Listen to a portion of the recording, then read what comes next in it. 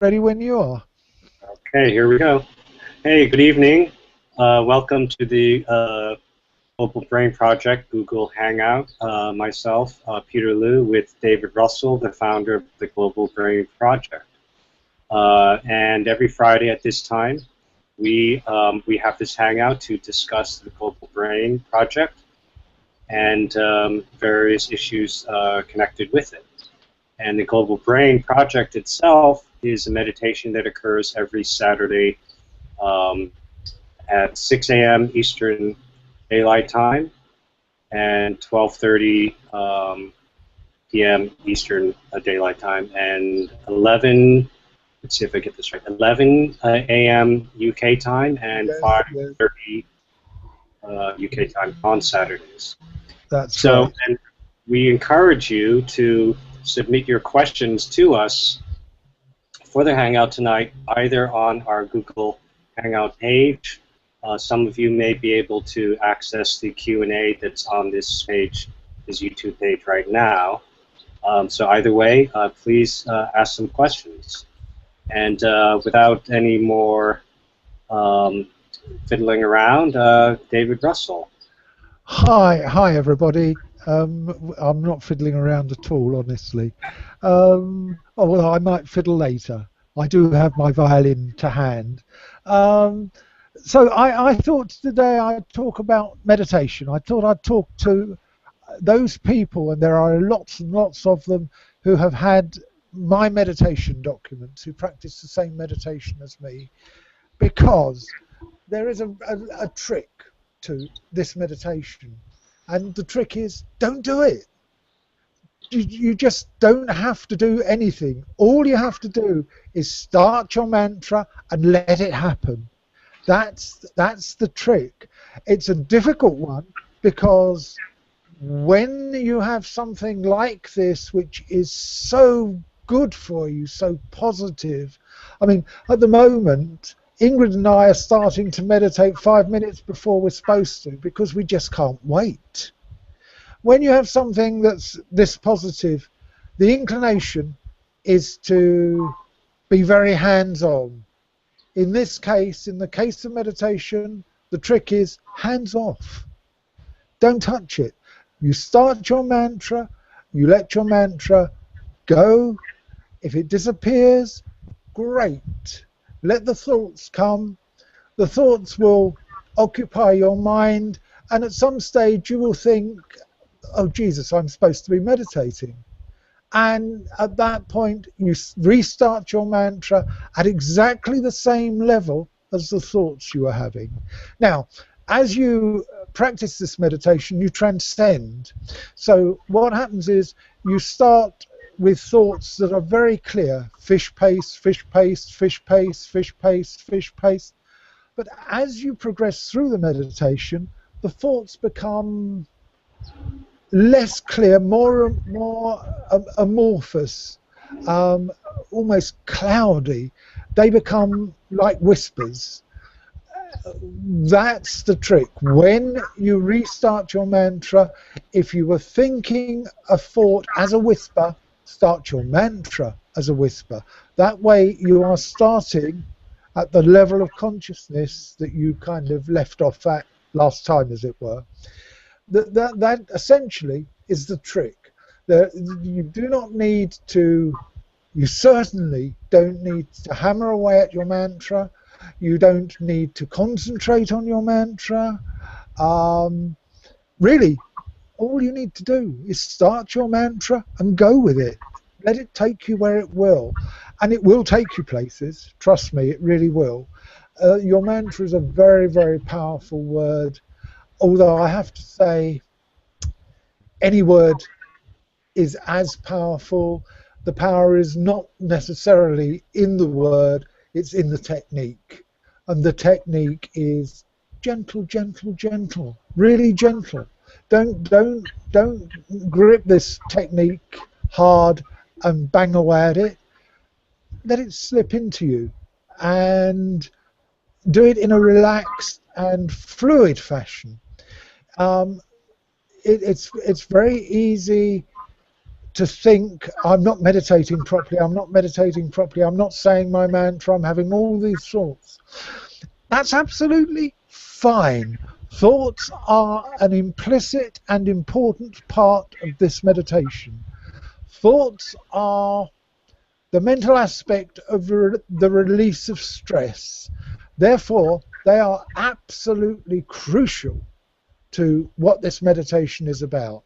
When you think, you are releasing stress, and when you think in meditation, you are releasing stress. When you think generally, you are releasing stress as well. But in meditation, the level of stress that you are releasing is at a much deeper, much more profound level. Okay, that's all I really wanted to say about that. Any questions, Peter? Well, I think that's very interesting what you're saying, because what I get from a lot of people all the time, people that haven't meditated or they've quote unquote tried, they say they can't meditate. And, they say, I can't stop my thoughts, da da da, all this stuff. And so what you're saying is it's all good. There is no trying. You just Right. simply let You them don't down. need to stop your thoughts. You don't need. All you need to be able to do is sit down. I mean, essentially, sit down and close your eyes. Um, People think that they cannot sit quietly. They cannot get that level of repose that from which they think meditation starts. But that level of repose comes through the meditation. You sit down, you say your mantra, and it's very clear, and almost immediately your mantra starts to get softer and vaguer and changes in all sorts of ways. That is the process of meditation, and you'll find that as that happens, relaxation will take you over. I mean, it is absolutely the case. There is no one who cannot practice this meditation. It is a meditation that everyone can do. You might think you can't, but quite frankly, it's just stress. It's just stress telling you that you can't do it. Once you've done it, that stress will probably disappear fairly soon. I mean, it is a sort of superficial level of stress that tells you you can't meditate. Once you start to meditate, you'll find that the experience of meditating wipes away any doubts that you might have had, dismisses any qualms. It makes it very clear that you can, in fact, meditate. It's very easy. All you need to do is sit down and close your eyes and say your mantra. It's as simple as that. It really is as simple as that. Sit down, close your eyes, start your mantra. And that's all you need to do. You don't actually need to engage with your mantra even. Once you've started your mantra will do its own thing. It will be there for a while, it will go away, you'll have thoughts, it will come back, you'll have more thoughts, it will go away again, you'll have more thoughts, it will go away. Eventually, you'll reach a point where you are in a state where thoughts are so vague that you cannot actually get hold of them, you cannot grasp them. And at that point, you are in a very, very deep state, on the verge of the transcendental field. Not long after that, you will find that thoughts disappear completely and you will just disappear with them. You disappear into the transcendental field where there is no thought, there is nothing but creative intelligence, just creative intelligence. So, do you have any questions, Peter? Yeah, so David, you've been meditating for over 40 years now. Is there an evolution to the meditation for you during that time? I'll meditate. I mean, no, not really. I practice the meditation exactly in the way that I've always done it. An evolution. It's very difficult to actually say. I mean, I've not found that my meditation has improved particularly. Some days I have fantastic meditations, most days in fact, and some days I don't. Um, what has happened is that I am totally, completely and utterly confident in what I'm doing. I know what I'm doing. I have no hesitations that I'm doing it right. I just sit down and I do it exactly as I've said to you. I sit down, close my eyes, say my mantra. Um, but no, in evolutionary terms, meditation has had a big effect on me in evolutionary terms. I mean, I am a completely different person to the person I was 40 years ago. But then, over 40 years, people change anyway. Maybe I would have been this person if I hadn't meditated. Except, I am very compassionate. I mean, I don't kind of flash it around too much, but I have tremendous compassion, tremendous feeling for the world. Um, I'm a bit embarrassed to talk about this, but I have a lot of love. Um, I mean, love is such an important quality. Love is the most important thing. Oh, I was once, long ago, I was laying in bed. I'd done a lot of speed that day, and I was laying in bed, unable to sleep. And suddenly I had this revelation, which was the meaning of life.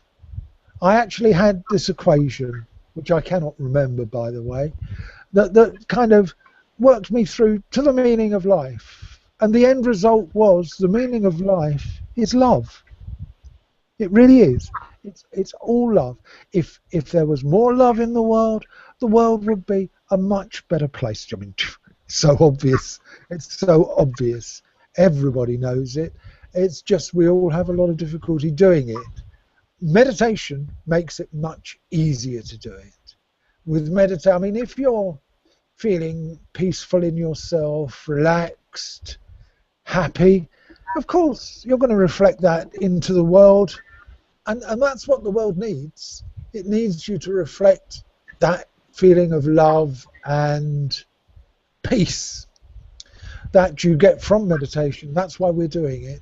And whether you actually are conscious of that or not, you are doing it. Every time you meditate, you radiate energy, and that energy goes into the cosmic mix, and it changes the recipe slightly every time. Little more, little more, little more. Slowly, eventually, we're going to reach a point where we have an overwhelming amount of love, and the love will overwhelm everything else. And I mean, that is what I'm aiming for. I'm aiming for a world that's so full of love that everything else comes in second place. That is because I am a dreamer and have no connection with reality. However, you've got to have dreamers. If you don't have dreamers, how are you going to have reality? Okay, anything else, Peter? Yeah. Well, I wanted to ask you also, you know, in a similar way, people might, who have not meditated or don't have not meditated much, will also wonder in regard to the Global Brain Project. They might wonder, so how is it that people meditating simultaneously, how is that possible that there's some sort of effect by doing that? It's very abstract. That's easy. We all know the world is made up of lots of constituent parts. There are systems, and there are, at the other end of the spectrum, there are molecules, subatomic particles. It's all made up of everything. However, what happens at the most fundamental level is the world is made up of energy fields and waveforms. And when we meditate, we are generating very, very positive, coherent, crucial word, coherent energy.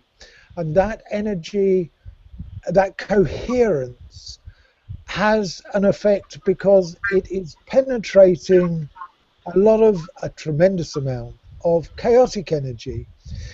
It's a bit like last week I talked about how you only need one candle to cut through darkness. Coherent thought cuts through chaotic thought like that one candle. It has a ripping effect. It rips apart the chaos and pulls it together in a more coherent form. It does it very subtly, just a little bit at a time. But all these little bits, they add up. They add up slowly, slowly. I mean, if you think about, I've been meditating 40 something or other years. Over those years, slowly, like the 10,000 skins of an onion, consciousness has developed within me. Consciousness, I mean, I'm not suggesting that I am anything special, but I have developed this higher level of consciousness that has built up very, very slowly, imperceptibly, in fact. What happens is you think nothing's happening, but give it time and you realize something has happened. It's always in retrospect, but you do realize that it's very rarely that you come across an experience where you think this is happening right now. Usually what happens is you build up a volume of change, as it were, and one day you realize that, wow, I didn't used to do it that way, or I didn't used to feel like that about it, or I didn't used to react like that to it. And that's when the changes become apparent. There is a very old Sanskrit aphorism, and it is take it as it comes. What that suggests is don't look for changes, don't look for anything, do your meditation, and the changes will come. They will come to you. Wait for them. Wait for them. When they come, you'll notice them. You won't miss them. Honestly and truly, they are so dramatic. You can't miss them. Okay? Yes, awesome, very good. Do you think that we in the past we've talked about the numbers of people that create a kind of register in the global consciousness? Is there how is that happen? Is there a cumulative effect of let's say there's 800 people and then becomes I'm not sure if you know the answer, but let's say the difference between 800 people and say 1,800 people. There is definitely a cumulative effect. We go for resonant numbers, like the 800 people is the square root of 0.1% of the global population. So we go for coherent numbers, but it really is just the numbers. The more people, the stronger the vibe. It's as simple as that. The more people contributing, the more there is there. So the more people that we can get involved with this, the better. Mm-hmm. Yes, and I'd like to encourage everybody watching this too to share the meditation with all your colleagues, and those that do meditate, encourage them to join us. Just invite them. Use your Facebook and invite everybody that you can. David and I. There's a limit to how many people that each can invite, and I know that David and Ingrid have maxed out their numbers, and so we need your help in this project to engage everybody that you know that would like to share in this. Absolutely. Yeah, and I think it's I've noticed throughout the Facebook space there are many other groups that also engage this. So it's clear that this is something that people are wanting and recognizing the strength and power of it. And all these groups make a contribution. We all do our own thing, but we're all making a contribution to the same thing, to elevating the global vibe, as it were. That's not the best chosen phrase, but it is exactly what we're doing. We're elevating the global vibe. We're making or trying to make the world feel and respond as a better place. We've still got a long way to go, as you can see, but it is happening. You can see it happening right now. You can see it happening on Facebook. You can't see it happening so much in the Ukraine, but elsewhere, it's a very, very big thing. And also, there is so much going on in terms of, you have to remember that the majority of people in the world are contributing negative energy. There's a great deal of negative energy, and that negative energy reverberates around the world, and it produces these situations like Gaza, like the Ukraine, I'm sure there are others, like Iraq. These are all representations of stress. Everything that happens in the world is essentially a product of stress. Stress is stress that dictates how the world functions. It's stress that defines the nature of the world we live in. It's stress that creates the world we live in. It's us that we generate that stress, by the way. It's us that also generate the peaceful vibes that overcome that negative stress. So it's a really, all these groups doing their thing doesn't matter. It really doesn't matter, provided we're all doing it. The more that do it, the better. Yes, absolutely. And I think it's interesting to see how that there seems definitely to be more and more people that are engaged in meditating, and I think it's important that what you said, that we actually have full control over what we create in the world. At the same time, as you say, when we meditate, we simply let things be, so that we're not striving as we meditate. And it's this kind of stress of striving that seems to there's some simple solutions, such as meditating, that have been known for so many thousands of years, and I think we're seeing a big shift in the global consciousness towards this. Yes. Yes, I do too. I mean, you can see it happening on Facebook. I mean, obviously, well, not obviously, most of my friends are very spiritually orientated, so I get this all the time on Facebook.